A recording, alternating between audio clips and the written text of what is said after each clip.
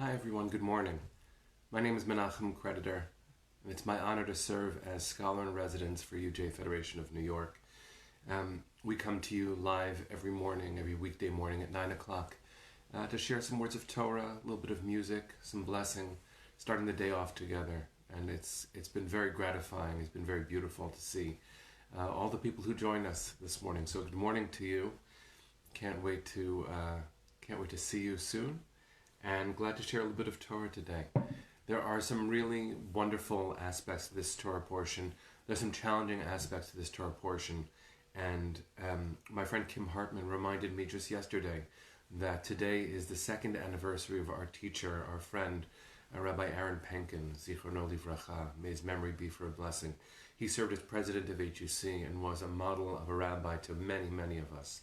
And so I wanted to dedicate our learning today to Aaron's memory and share a little bit of Torah that he wrote. So why don't we get started? Good morning, everybody. Let's start with the blessing for learning. The final words of the blessing are la'asok b'divrei Torah, to be busy with words of Torah. So let's do that.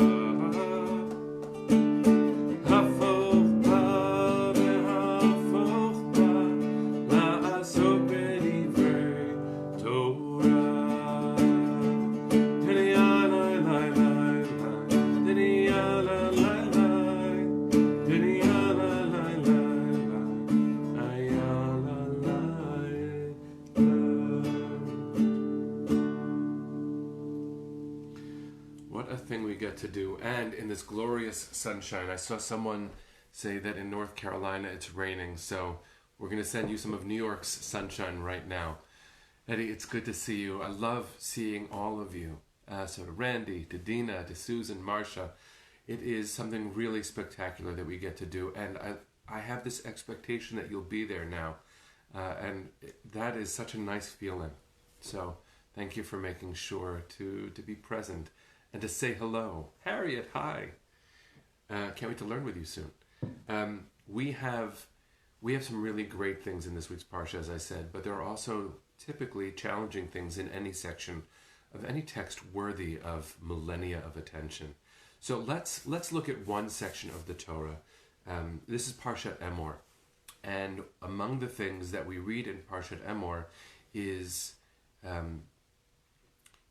the purity of the priest. And since this is in the book of Leviticus, the book of Vayikra is concerned with the rightful service of God. And by that, the Torah usually tells us how to qualify what is rightful service.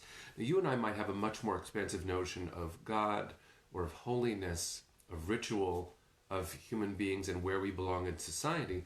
But in the ancient world, a priest really stood at the pinnacle of society, the most intimate servant of God.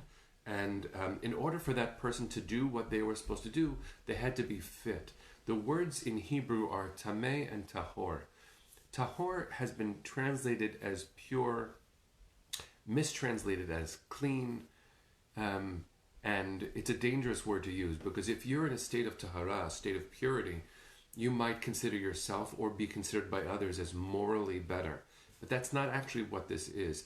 To be tahor is to be able to connect with God or to connect with others And to be tameh, the opposite, is to be unable, and it's a temporary state. No one is always tameh. No one is always in a state of tum'ah. And it shouldn't be translated as impure or unclean, even though many translations use that. It is a state of connectivity. In order for a Kohen, a priest, to be in a state of tahara, mistranslated as purity, but it'll have to work for now, they have to be perfect. That's in, if you're looking it up, Leviticus 21, verses 17 to 20. And there the perfection is both physical. They can't have a blemish on their body. They have to be able to see and hear in ways that are typical. You and I hear those rules and we recognize that what qualifies someone to be in service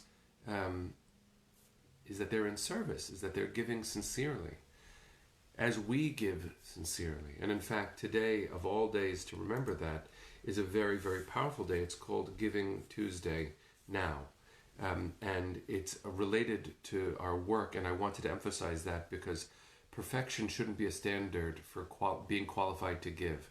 UJ Federation, where I am honored to work, gives and gives and gives. We have allocated more than $44 million in addition to everything we were planning on doing already in the world. Because of this pandemic, we are in coalition and in connection with all of our agencies and interfaith agencies, trying to do our best to raise up every human being. And today is a day where we can ask for your support in coalition with everyone around the world. So I wanted to simply say, as part of our Torah, that giving sincerely is very much in sync with this week's Parsha and isn't about being perfect.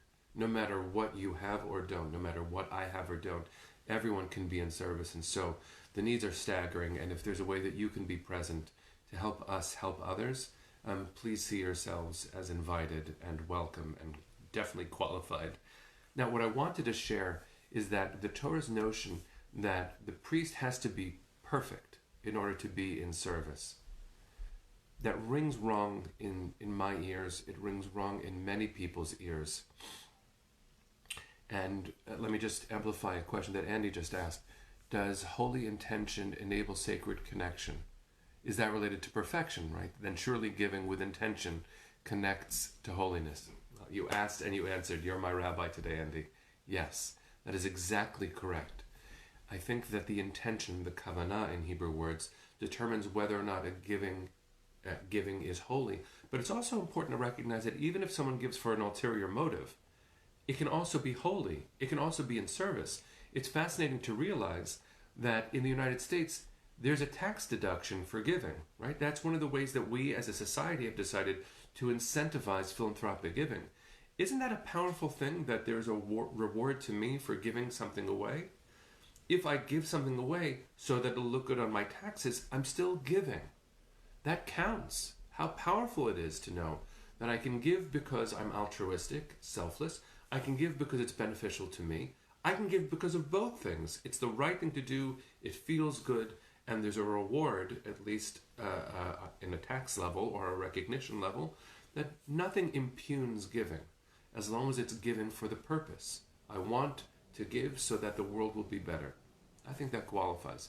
But I wanted to share also in the name of a wonderful scholar who we're remembering today. I mentioned that today is the second yahrzeit of our teacher, Rabbi Aaron Penkin, who died just 2 years ago, tragically. One of the focuses of his teaching has been, that was hard to switch to. One of his biggest gifts as a teacher was what Torah and truth mean. How is Torah true is one of the ways that he would ask about any specific verse, or on a philosophical level. His books really did focus on that. And so I wanted to read a paragraph of his teaching, give him his voice. Because remember, our portion this week tells us that perfection is required in order for someone to be connected to God in an intimate way. And I know that's not true. So how can Torah be true if Torah includes such a rule? So I'm just going to read a paragraph by Aaron. It is not sufficient to see Torah as static, limited, and completed, as true. For such truth with a capital T cannot always make the jump to new generations, and a true Torah must ultimately become outdated and irrelevant as ideas change and society advances. Rather, the beauty of a true Torah is in its reinterpretation and growth in every new time and place, based on prior truths, of course, yet continuous and ongoing in its path-breaking brilliance and innovation. It is only through this careful balance that we ensure that the Torah is, was, and will always be true. And so, our teacher Aaron helps us understand a lot about Aaron, the high priest. The way in the Torah of achieving perfection is measurable from the outside. That's not how we measure perfection. That's not how we talk about worth or sincerity, nobility, service. All of us can be in service. There is not one of us who is unable to connect in an intimate way with God. And if that's, I approach the universe believing in God and hoping with God and being angry with God and asking God for more than we have right now. I do. Maybe you do too. But even if you don't, one of the powers of Jewish tradition is in its ongoing pursuit of truth. We're never done exploring what this world and its meanings hold. So I wanted to say to Martine, who sees joy in giving, I want to say to Rebecca, who remembers Aaron with me, and to Wendy, who simply said good morning.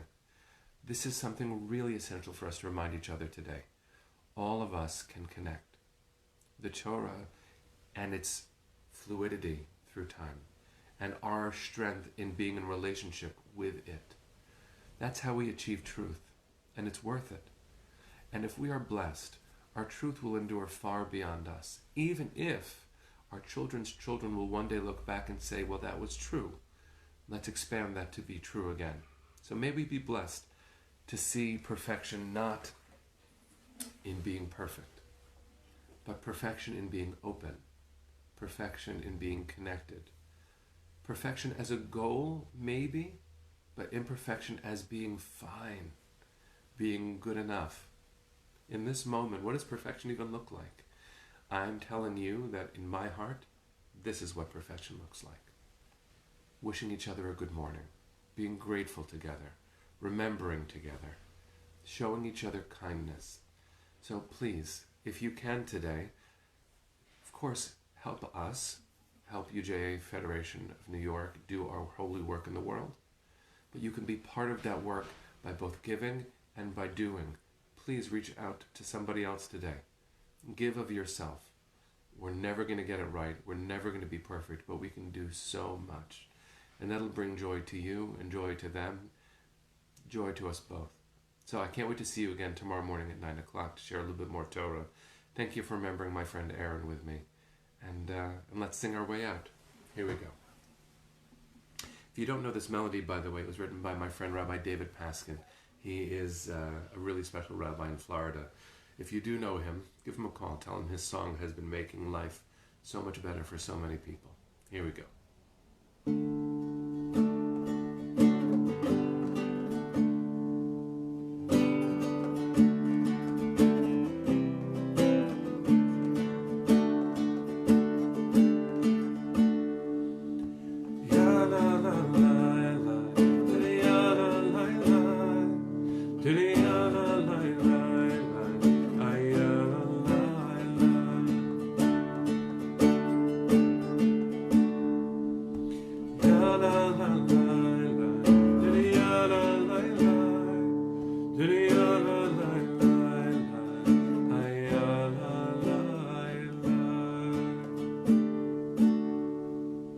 Have a beautiful day, everybody. Take care.